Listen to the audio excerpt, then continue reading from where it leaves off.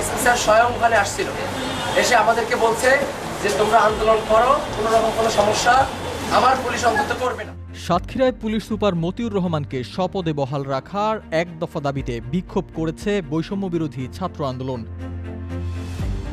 মতিউর রহমানকে বদলির আদেশ প্রত্যাহার করে তাকে পুনরায় সাতক্ষীরাবাসীর মাঝে ফিরিয়ে দেওয়ার দাবিতে এ কর্মসূচি পালন করে তারা। ছাত্রদের দাবি, জুলাই আন্দোলনে শিক্ষার্থীদের প্রতি পুলিশ সুপারের আচরণ ছিল ইতিবাচক। ছাত্রদের আন্দোলন দমনের জন্য পুলিশের পক্ষ থেকে কোনো প্রকার বল প্রয়োগ করা হয়নি বলেও জানায় তারা। কোনো ছাত্রদের উপরে বিনা অপরাধে হামলা করা হয়নি, এটা আমরা সকলেই সাক্ষী দিতে পারি। সাতক্ষীরার মতো জায়গায় যেখানে আমরা শুনেছি যে 5 তারিখে যদি তোমরা আন্দোলনের নামো, যারাই আন্দোলনের নামবে তারা প্রাণ নিয়ে বাড়ি যেতে পারবে না, এত পর্যন্ত হুমকি আমরা পেয়েছি।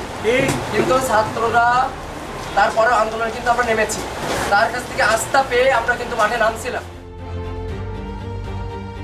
এদিন সাতক্ষীরা শহরের আসিফ চত্বরে এসে জড়ো হয় শিক্ষার্থীরা। এরপর তাদের মিছিলটি শহরের গুরুত্বপূর্ণ কিছু সড়ক প্রদক্ষিণ করে সাতক্ষীরা প্রেস ক্লাবে এসে শেষ হয়। এ সময় বক্তারা জানায়, পুলিশ সুপারের কাছ থেকে আশ্বস্ত হয়েই আন্দোলন চালিয়ে যাওয়ার অনুপ্রেরণা পায় তারা। প্রজ্ঞাপন যে জারি করা হয়েছে, এই প্রজ্ঞাপনকে বাতিল করতে হবে, অন্যথায় ছাত্র জনতা অনির্দিষ্টকালের জন্য তাদের দাবি আদায় না হওয়া পর্যন্ত তারা মাঠ থেকে নামবে না।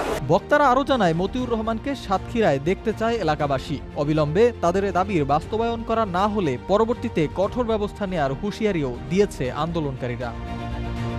সিফাত মাহমুদ, দ্য মেট্রো টিভি।